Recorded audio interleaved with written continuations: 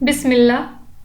الحمدللہ والصلاة والسلام علی رسول اللہ وعلی آلہ واصحابہ اجمعین اما بعد رب اشرح لی صدری ویسر لی امری واحلل عقدۃ من لسانی یفقہوا قولی۔ السلام علیکم ورحمۃ اللہ وبرکاتہ۔ آج میں آپ کے ساتھ شرک سے ریلیٹڈ ایک بہت امپورٹنٹ آیا شیئر کرنے والی ہوں کہ کس طرح اللہ تعالیٰ نے شرک کو پوری طریقے سے خارج کیا ہے اور کتنا بڑا عذاب ہے ان کے لیے جو کہ شرک کرتے ہیں، ٹھیک ہے۔ تو اس میں بہت سارے لوگ انکلوڈیڈ ہیں، جیسے کہ فرسٹ سبھی طریقے کے نان مسلمس، وہ لوگ جو اسلام کو فالو نہیں کرتے اور کسی اور کو پوچھتے ہیں، ان کے لیے اس میں لیسن ہے۔ پھر سیکنڈ، وہ مسلمس جو کہ اللہ کے علاوہ کسی اور کو بھی شریک کرتے ہیں اپنی دعاؤں میں، یا ان کو یہ لگتا ہے کہ قیامت کے دن ان کو کوئی اور اپنے سفارش سے بچا لے گا، ٹھیک ہے۔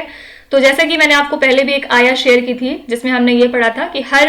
انسان جو ہے وہ اپنے اعمال کا خود ذمہ دار ہوگا اس دن، جو بھی آپ نے کیا ہے اس کی سزا اور جزا جو بھی بنے گی وہ آپ کو خود بھوگنا ہوگا۔ اگر آپ نے اچھے کام کیے ہوں گے، اگر آپ کا نیکی کا پلڑا بھاری ہوگا تو آپ جنت میں خود جائیں گے انجوائے کرنے، آپ کے ساتھ کوئی اور نہیں جائے گا، اور اگر آپ نے غلط کام زیادہ کیے ہوں گے تو جہنم میں اللہ نہ کرے اس انسان کو جانا ہوگا پھر، ٹھیک ہے، اور اس کی جگہ پہ کوئی اور نہیں جائے گا۔ اس دن ہمیں قرآن سے ہی پتہ چلتا ہے کہ شیطان بھی آ کے اپنا جو پلہ ہے وہ جھاڑ لے گا اور وہ آ کے کہے گا کہ میں نے تو تمہیں صرف ایک وسوسہ دیا تھا کہ چلو نماز چھوڑ کے یہ کام کر لو، تم میری بات میں کیوں پڑ گئے، اور اب جب آج سزا جزا کا دن ہے تو تم نے جو کیا ہے وہ تم اس کو خود بھوگو، میں اس میں رسپانسبل نہیں ہوں۔ تو اسی لیے کہا جاتا ہے کہ شیطان سے بہت ہی زیادہ بچنے کی ضرورت ہے۔ ہر پل جب بھی آپ کو وسوسہ آئے تو اعوذ باللہ من الشیطان الرجیم ضرور پڑھا کریے، جس سے کہ آپ اس کی چالوں سے بچ سکیں، ٹھیک ہے۔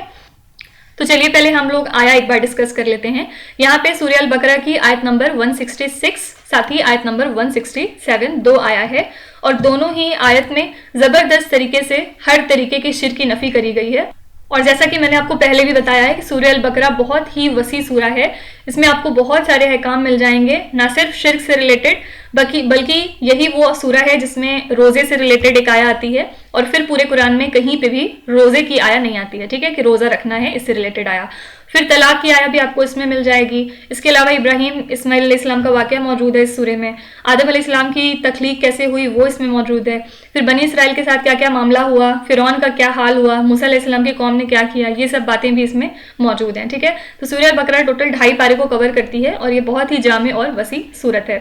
تو چلیے اس کی آیت نمبر 166 اور 167 کو انشاءاللہ سمجھنے کی کوشش کرتے ہیں۔ بسم اللہ الرحمن الرحیم۔ جب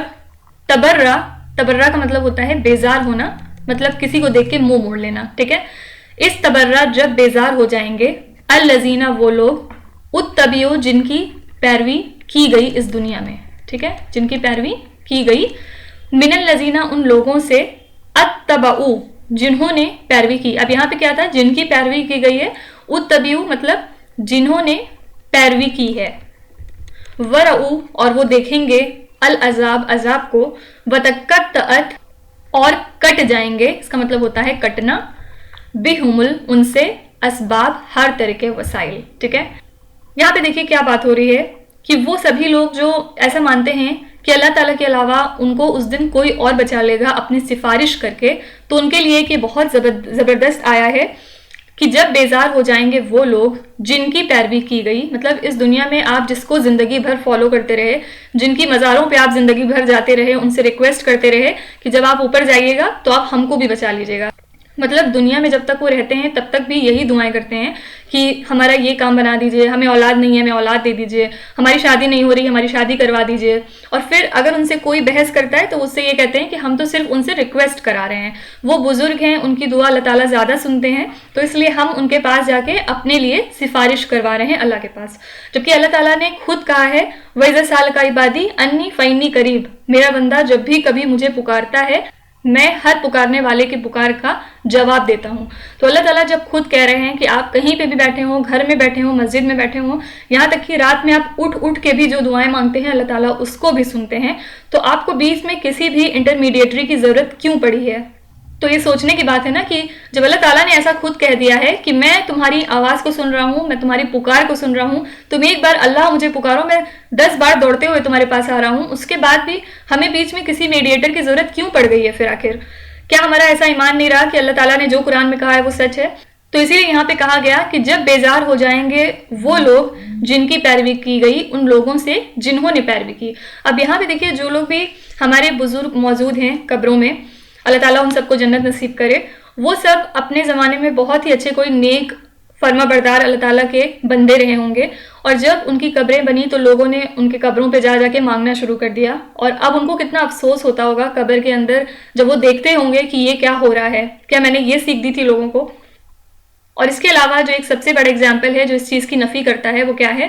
کہ قیامت والے دن صرف اور صرف نبی صلی اللہ علیہ وسلم جو ہیں وہ سفارش کریں گے، وہ بھی اپنے اچھے بندوں کے حق میں، اپنی امت کے حق میں.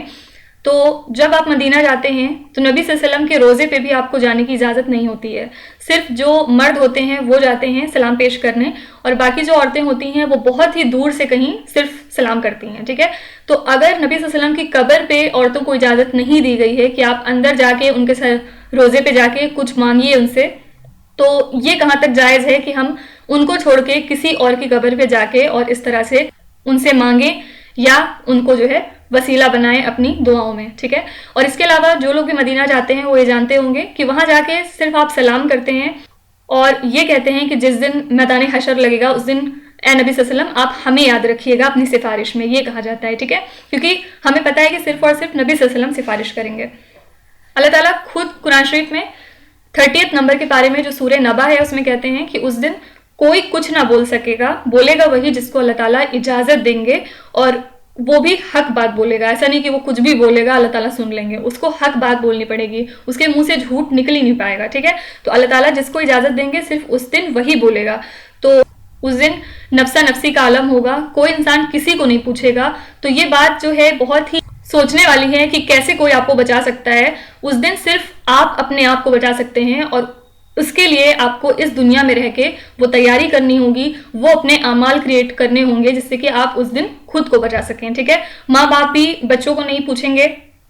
آپ کے بچے، آپ کے شوہر، کوئی آپ کو نہیں بچا سکتے اس دن کے عذاب سے. اور ایک جگہ اور آتا ہے قرآن شریف میں 30 پارے میں جس میں یہ لکھا ہوا ہے کہ اس دن انسان بھاگے گا اپنے بیٹے سے، اپنے باپ سے، اپنی بیوی سے، ہر چیز سے بھاگے گا. اس کو لگے گا اللہ تعالیٰ آپ سب کو لے لیجئے بس میری جان بخش دیجئے. اس دن ایسا نفسا نفسی کا عالم ہوگا کہ انسان ہر چیز دینے کو تیار ہو جائے گا صرف اس چیز کے عوض میں کہ اس کی جان بخش دی جائے. ایک جگہ اور قرآن شریف میں آتا ہے کہ انسان کہے گا کہ میں زمین بھر کے سونا دینے کو تیار ہوں لیکن میری جان بخش دیجئے. اس دن یہ عالم ہوگا تو کہاں کوئی آپ کی فکر کرے گا. جس کے بھروسے آپ بیٹھے ہوئے ہیں وہ خود بھی اس دن پریشان ہوں گے، وہ خود بھی اپنے اعمال کا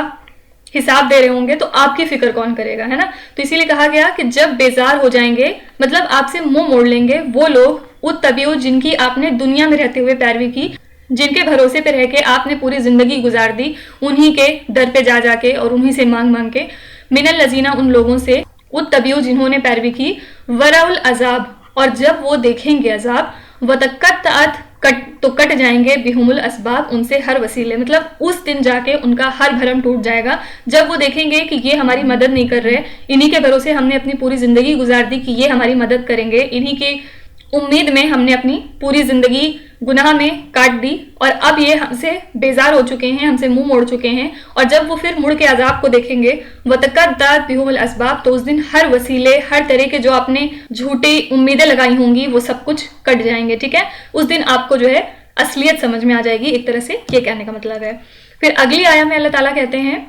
وقال الذین، اور پھر مطلب ایک طرح سے انہیں احساس ہوگا کہ یہ کس گمراہی میں ہم تھے پوری زندگی، اور جن کے بھروسے ہم بیٹھے تھے آج تو یہ اپنی فکر کر رہے ہیں اور ہمارے بارے میں کہاں سے سوچیں گے پھر. تو اس دن ان کو اتنا افسوس ہوگا. پھر وہ کہیں گے وقال الذین، اور کہیں گے وہ لوگ اتبعوا جنہوں نے پیروی کی. اب یہاں پہ جو نارمل جنتا ہے ان کی بات ہو رہی ہے کہ وہ لوگ کہیں گے اتبعوا جنہوں نے پیروی کی، لو کاش، لو کا مطلب ہوتا ہے اے کاش، ان لنا کاش کی ہمارے لیے، کرتا لوٹنا ہوتا دوبارہ، ایک بار اور مطلب اگر ہم دنیا میں جائیں، فنتبرأ منہم تو ہم ان سے بیزار ہو جائیں گے، کما جس طرح کی تبرؤ منا یہ آج ہم سے بیزار ہیں. مطلب کیا کہیں گے، مطلب جب اس دن جو لوگ زندگی بھر کسی دوسرے کی پیروی کرتے رہے، ان کے بھروسے انہوں نے اپنی زندگی گزاری، جب وہ قیامت والے دن دیکھیں گے کہ وہ آج تو اپنی فکر میں پڑے ہیں اور وہ ہماری طرف مڑ کے بھی نہیں دیکھ رہے، ہماری سفارش بھی نہیں کر رہے اللہ تعالیٰ کے سامنے، تو وہ پھر کہنے لگیں گے اتبعوا جنہوں نے پیروی کی، لو ان لنا کاش کہ ہمارا ایک بار اور ہوتا دنیا میں لوٹنا، فنتبرأ منہم، تو ہم ان سے بیزار ہو جاتے، کما تبرؤ منا، جس طرح آج یہ ہم سے بیزار ہیں۔ مطلب یہاں پہ کہنے کا مطلب یہ ہے کہ اگر وہ ایک بار اور دنیا میں آئیں تو وہ ان کی کبھی پیروی نہیں کریں گے، وہ ان کی کبھی بات نہیں مانیں گے، اور وہ ان کے بھروسے بالکل نہیں رہیں گے، اور وہ اپنے اعمال خود تیار کر کے جائیں گے۔ تو اس طرح سے انسان کو ایک طرح سے افسوس ہوگا، ٹھیک ہے۔ کذالک، اسی طرح، یریہم اللہ، اللہ دکھائے گا، اعمالہم، ان کے اعمال کو، حسرات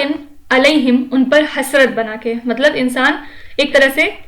حسرت کرے گا کہ کاش ہم ایک بار اور دنیا میں چلے جائیں، اس کے بعد ہم ان کی بات تو کبھی نہیں مانیں گے، ان کے بھروسے ہم نے پوری زندگی گزاری اور آج یہ ہم سے بیزار ہو گئے، تو اب اگر ہم دوبارہ دنیا میں جائیں گے تو ہم ان سے بیزار رہیں گے اسی طرح جس طرح آج یہ ہم سے بیزار ہو گئے ہیں، ٹھیک ہے۔ تو اسی طرح اللہ ان کے اعمال کو حسرت بنا کے دکھائے گا ان پر۔ یہ بات یہاں پہ کیوں کہی گئی؟ کیونکہ کوئی بھی دوسری لائف نہیں ہونے والی اس کے بعد، اس دنیا کے بعد صرف ایک لائف بچتی ہے، وہ ہیئر آفٹر کی ہے، جو کہ آخرت کی لائف ہے، انفائنائٹ لائف ہے وہ، ٹھیک ہے۔ ایسا نہیں کہ کوئی اگر کہنے لگے گا کہ وہ اس کو دوبارہ جو ہے موقع دیا جائے، دوبارہ ٹرائل کا موقع دیا جائے تو اس کو دنیا میں اتارا جائے گا، ایسا کچھ نہیں ہے۔ جو موقع ہے وہ یہیں پہ ہے، اور یہیں پہ آپ کو اپنا نمائے اعمال سب سے بیسٹ بنا کے لے کے جانا ہوگا، ٹھیک ہے۔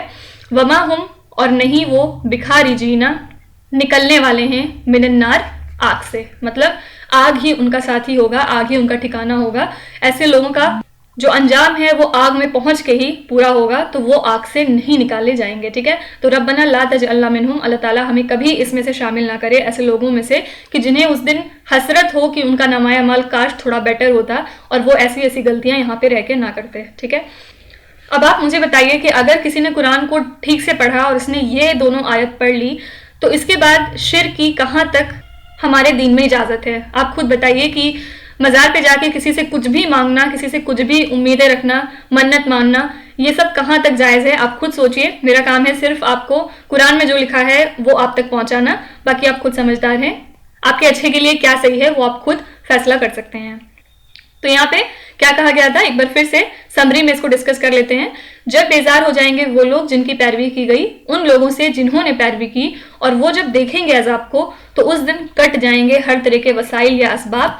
اور کہیں گے وہ لوگ جنہوں نے پیروی کری، کاش ہمارا ہوتا ایک بار اور اگر دنیا میں جانا تو ہم بیزار ہو جاتے ان سے جس طرح آج یہ بیزار ہیں ہم سے۔ اسی طرح اللہ دکھائے گا ان کے اعمال کو ان پر حسرت بنا بنا کر، اور نہیں ہیں وہ نکلنے والے جہنم کی آگ سے۔ تو آئی ہوپ کہ میں آپ کو تھوڑا بہت یہ آیت سمجھا پائی ہوں گی، کیونکہ یہ شرک کی بہت زیادہ نفی کرتی ہے دونوں آیت، اور اللہ تعالیٰ قرآن شریف میں بار بار کہتے ہیں کہ قیامت والے دن اللہ تعالیٰ سب گناہ ایک انسان کے معاف کر دیں گے، لیکن شرک کو معاف بالکل نہیں کیا جائے گا۔ کتنے بھی انسان کے گناہ ہوں گے، اگر اللہ تعالیٰ اس پہ رحم کرنا چاہیں گے تو وہ ہر گناہ کو معاف کر دیں گے، صرف اور صرف شرک کی معافی بالکل نہیں ہے جب تک کہ توبہ نہ کی جائے، ٹھیک ہے۔ تو اللہ تعالیٰ ہمیں کہنے، سننے اور پڑھنے سے زیادہ عمل کرنے کی توفیق عطا فرمائے، اور ہمیں ہر طرح کے شرک سے محفوظ رکھے۔ السلام علیکم ورحمۃ اللہ وبرکاتہ۔